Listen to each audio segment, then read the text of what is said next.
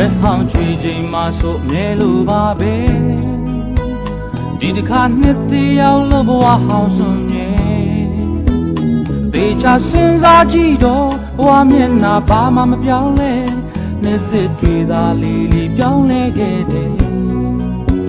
ဘဝရဲ့တန်ရာတွေကိုမင်းရင်ခွင်ကအသာရဆွဲထုံးပုတ်ခွင့်ပြလိုက်ပါ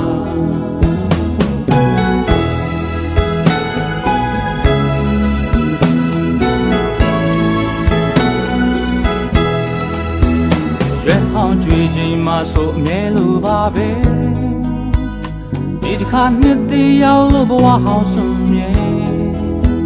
အသေးချစဉ်းစားကြည့်တော့ဘဝမျက်နှာဘာမှမပြောင်းလဲနှစ်သက်တွေသာလီလီပြောင်းလဲခဲ့တယ်ဘဝရဲ့တန်ရာတွေကိုမင်းရင်ခွင်က